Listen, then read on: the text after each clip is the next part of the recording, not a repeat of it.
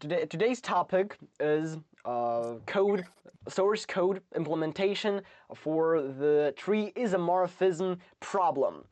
So today we're going to take a look at the source code for identifying isomorphic trees. So that also includes the source code for rooting a tree and finding the centers of a tree, and also the root code for encoding the tree, but this is what is related to isomorphisms of trees. So last time we were talking about the theoretical but part. slow down a little bit. Okay. All right. So last time we were talking about the theoretical part of identifying these similar trees. We were talking that we can handle this process using serializing of the trees, using encoding of trees. Let's look at the source code, the implementation of what we were talking last time. Let's start with, let's scroll down to the main function. This is the main function with an example. So here there are two different types, two different graphs, two different trees, tree 1 and tree 2. So they have different labels, but however they have the same structure, and that means that they are isomorphic. Our problem, our code, today's code, would determine whether or not these two trees, tree 2 and tree 1, are isomorphic, if they are similar with their structure.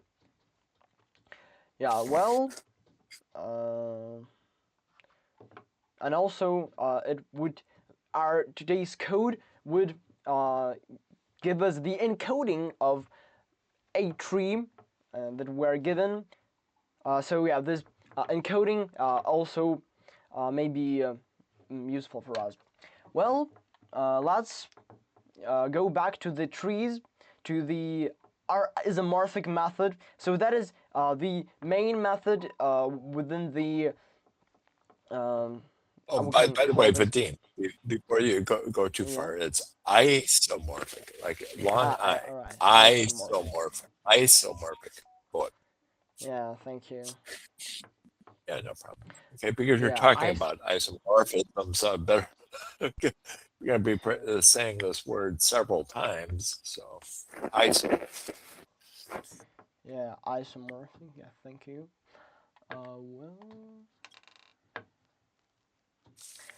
So this is the one of the most important methods here. That is the had method.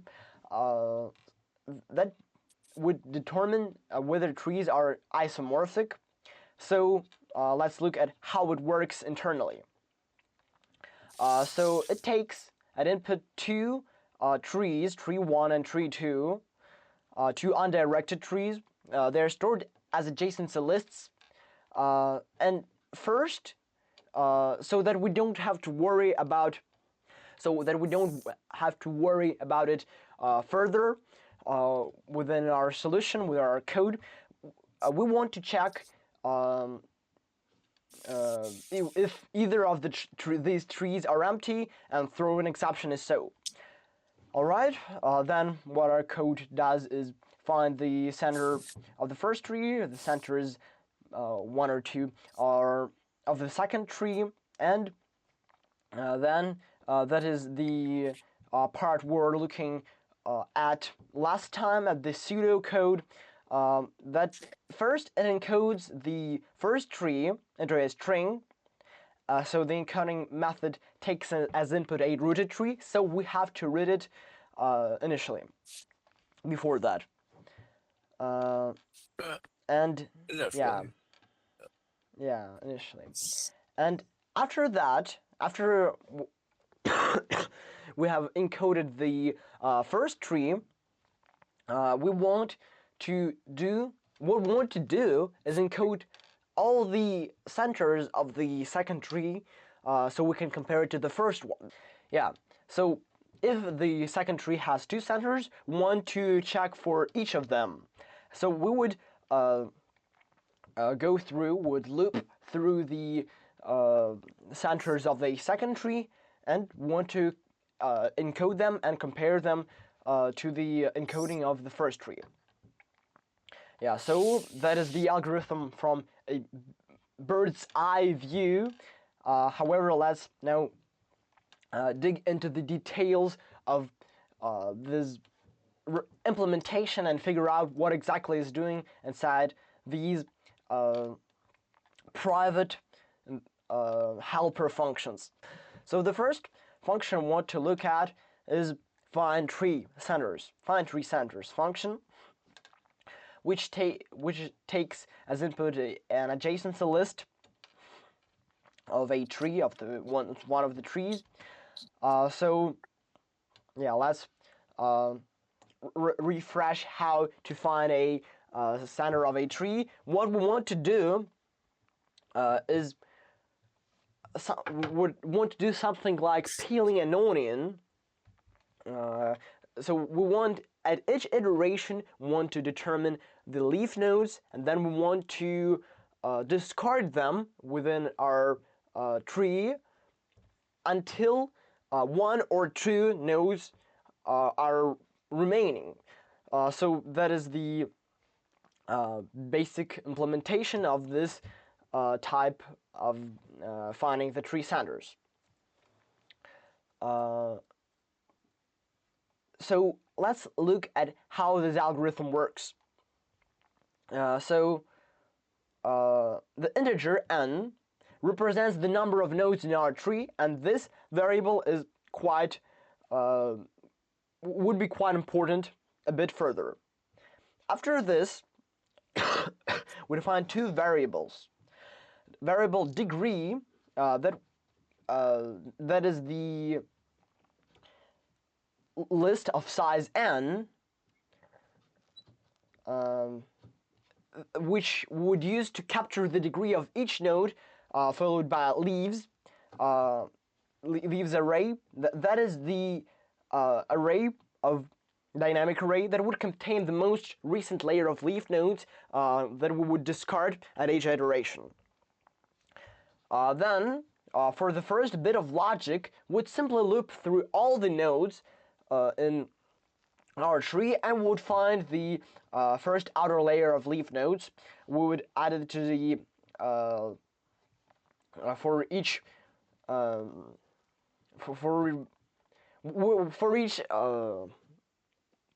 edge we are looking at, for each each node we are looking at, we would get its child nodes, and we would just look through its degrees and whether it is a single node or it is a leaf node. If its degree is equal to 1, we would add it to the leaves nodes, and make its degree equal to 0. That means we're just discarding it. Then, after that, we want to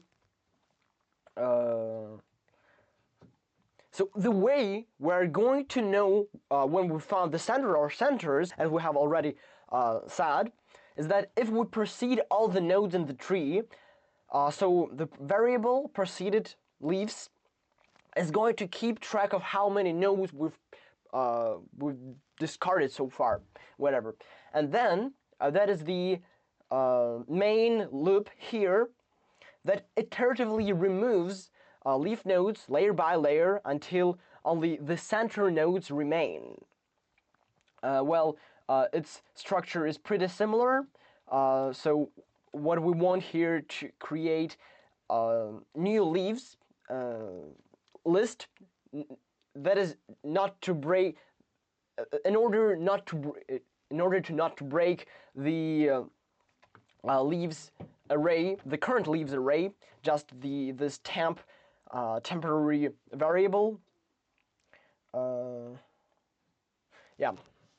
the temporary variable, and that is the when we've entered the loop, we want to create this new leaves array. And so for every leaf node in the current layer, we want to process all its neighbors of these nodes, and we want to decrement the degree of all of its neighbor nodes, since we're removing the current node. So we are discarding it.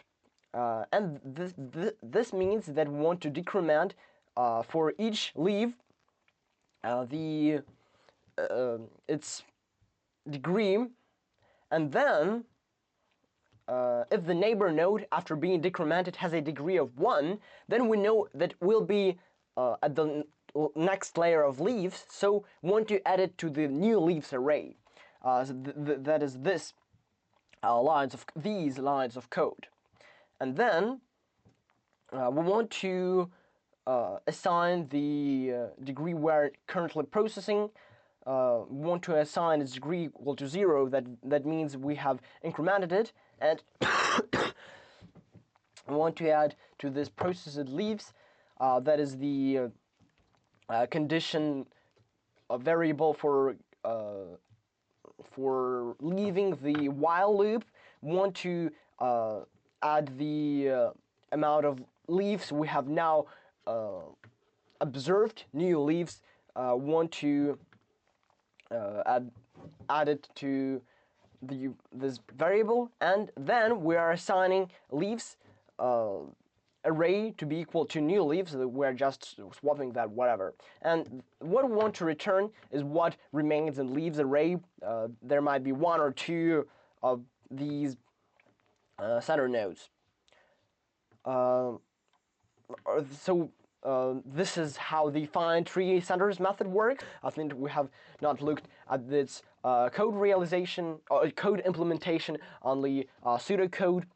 And before we take a look at how to root a tree, we maybe should take a look at the tree node class, which we would use in root tree method. So that is inside the tree node class.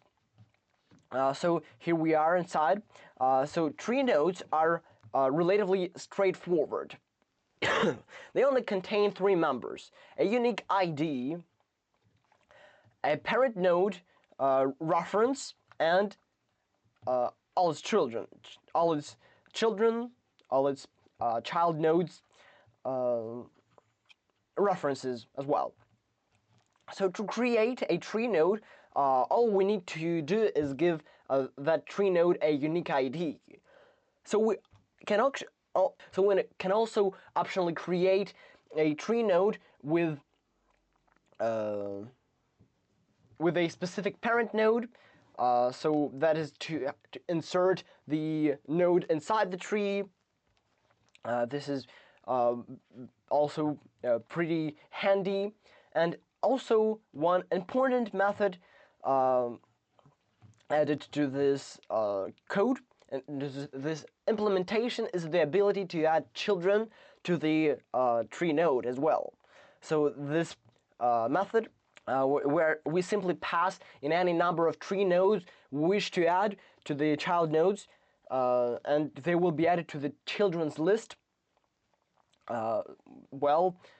This would be useful. So the rest of the methods in the class are simply getter methods and some overrides, whatever. What methods? Or method? They're getter. Yeah, getter methods. How do you spell Getter? Getter? Yeah. Gather or what? Getter. Yeah. Getter method. Okay, cool. Yeah, just to get an ID, parent, reference, or children array. Okay. Yeah, so all right, let's scroll down to the root tree method on the line. Yeah, here it is, root tree method. So we'll see that this function takes as input our tree, represented as an adjacency list, that is graph, variable, and the root node we want to root the tree by. So first we want to create a root node, a root tree node. Then this method is called buildTree method to start the depth first search traversal, because as we already know, the rooting of a tree method works by depth first search traversal. Yeah, so let's look how it works inside this buildTree private method.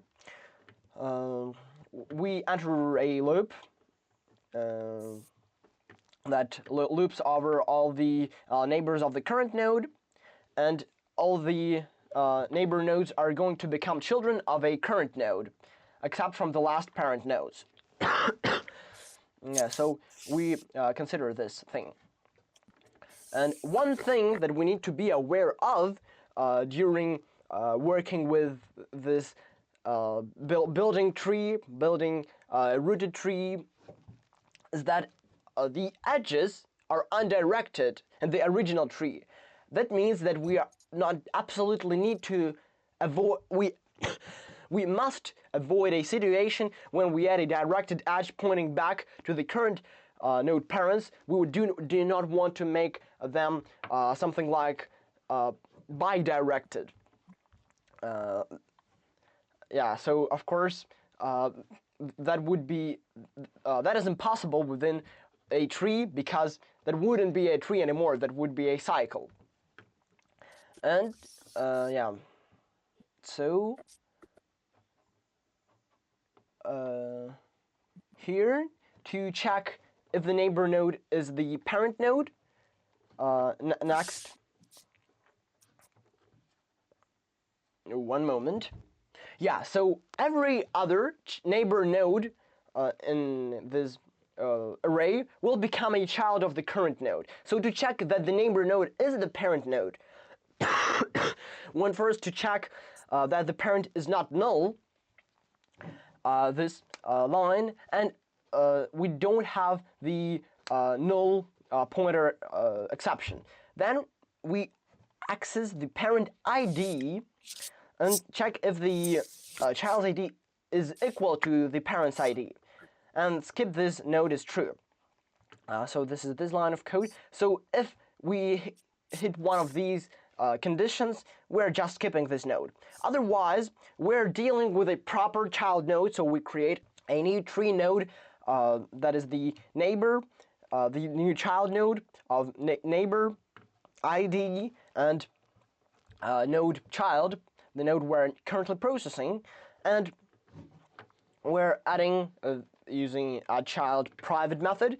We're reading a child to the node we were working at, and continuing recursively build a tree. That is just the basic depth first search on a tree, and this implementation of rooting a tree is also pretty short, so it is pretty handy. And next, the most important part of the determining if the trees are isomorphic, is the encode method. It's a what? It's a encode method. Encode Yeah. method. Okay, got it. Yeah, so okay. The important thing is that after we finished rooting our tree, the next thing we want to do is, sorry. Let's do that. No, you're fine. Something like that. Yeah. Felt bad for you. Yeah, so the first thing we want to do is to handle the base case when we hit the null node, and we would just return an empty string. So for this, we can return just an empty string, and this would cause all leaf nodes to have a left and right bracket pairing as a starting value. So to generate labels, we want to iterate through all the children of this node and recursively call the encode method.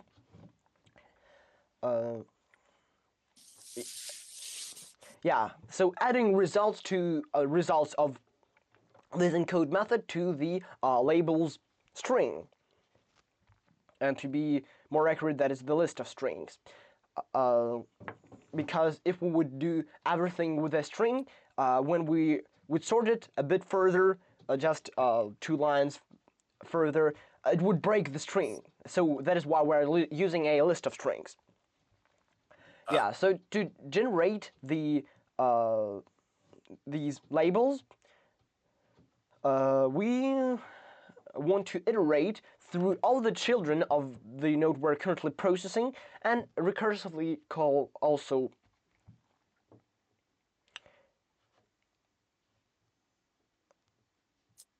yeah. So inside here, after we've processed here, we want to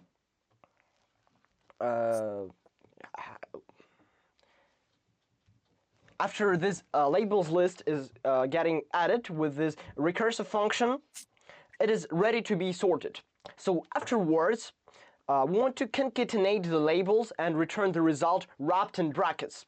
So what we're doing is making this label array, and once it is ready and we've sorted it without breaking the string, just sorting these blocks of brackets, at this very moment we are building the string with the built-in method. We're building this and returning with the current string that we have built it with appended closing bracket.